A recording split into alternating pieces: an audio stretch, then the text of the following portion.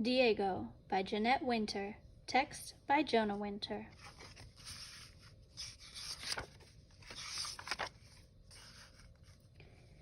Deep in the mountains of Mexico, there was a town called Guanajuato.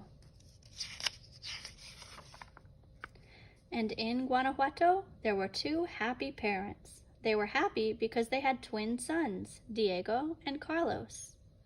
But Carlos soon fell ill and died. He was not even 2 years old. This left poor Diego all alone. Then he fell ill, just like his brother. The doctor told his parents he should have a nurse. They found a woman named Antonia. She was an Indian healer. Antonia took young Diego to her hut in the mountains. There was fresh air. There was sunlight. Her hut was very small, but it was a good place for Diego. Inside there were magical things. There was an altar with candles and little dolls. There were all sorts of herbs and dried fruits. Antonia used these in her healing. Even while he slept, Diego breathed the vapors of her medicinal herbs. During the day he played in the jungle.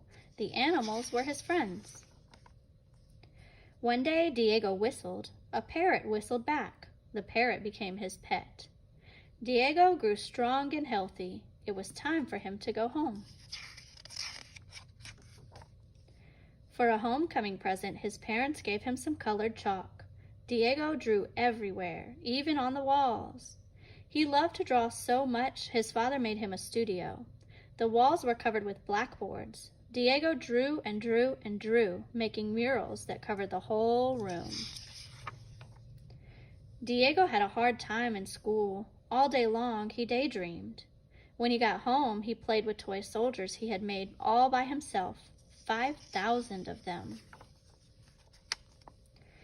He loved everything that was colorful. He loved to go to church just to see the paintings on the walls.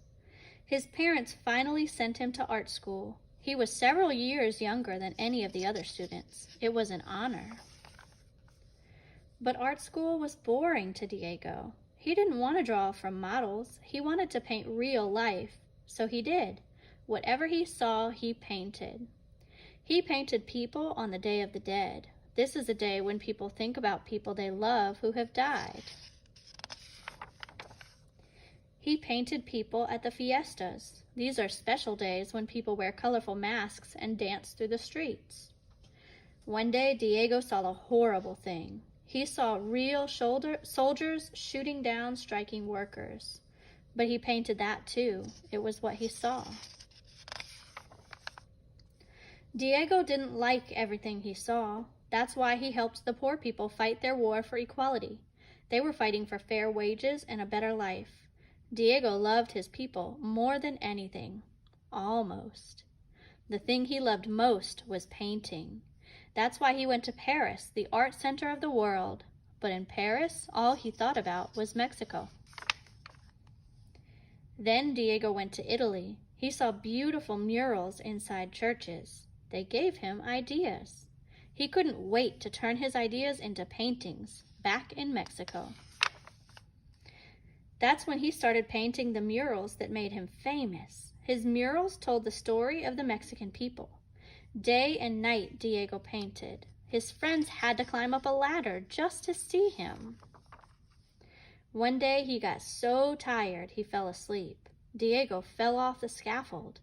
But he wasn't hurt. He wasn't even bothered. His murals were all that mattered to him. He put everything he'd ever seen into them.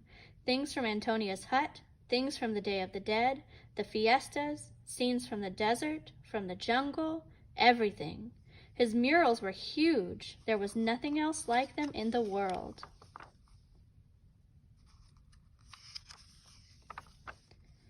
Diego Rivera became a famous artist. His paintings made people proud to be Mexican. They still do. The end.